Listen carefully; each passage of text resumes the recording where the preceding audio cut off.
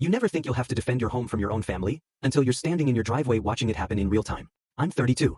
I finally bought my first house. Nothing fancy, just a quiet 3-bedroom that I worked my life for. Every payment, every document, every signature, mine. But my older sister Emily has always been the protected one. The golden child. The one who gets rescued, no matter what she destroys. A few weeks ago, my dad called and asked to stop by. He showed up with Emily, both of them wearing this strange, confident energy, like the decision had already been made. We sat in my living room. Small talk.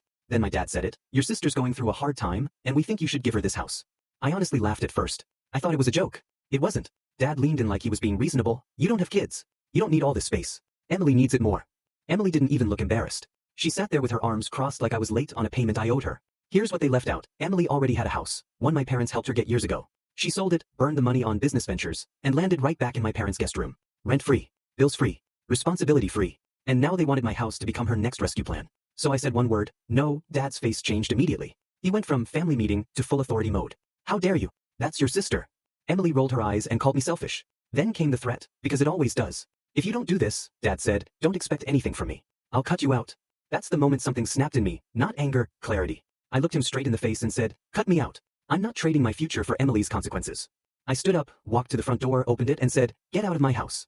They left furious. Dad muttered that I was a disappointment. Emily stomped away like I'd stolen something from her.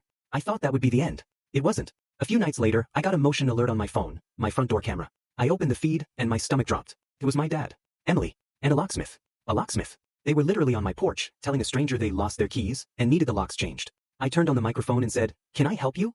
The locksmith jumped. My dad didn't even flinch. "We're just handling a family matter," he said, calm as ever. I drove home so fast I barely remember the roads. When I pulled up, the locksmith was standing there awkwardly, tools ready, clearly realizing something was off. I walked straight up and said, "This is my home. They don't own it. They don't live here."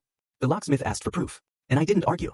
I didn't yell. I simply pulled up the deed and closing docs on my phone, my name, my signature, my ownership. The locksmith backed away and apologized. Dad tried to flip it into a guilt speech. "I raised you. I provided for you." I cut him off. "And now you're trying to break into my house."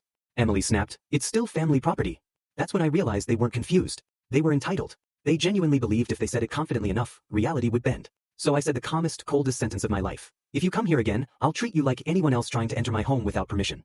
They left, but I didn't stop there. Because here's the thing. With people like that, boundaries only work when they come with consequences. The next day, I made a report. Not to ruin anyone, just to create a paper trail. Proof. Protection. Something that says, this happened. And suddenly, the tone changed. My dad started texting like it was all a misunderstanding. Emily started calling me dramatic. But they never tried the locksmith trick again. Because my revenge wasn't screaming. It wasn't chaos. It wasn't revenge at all. It was finally choosing myself.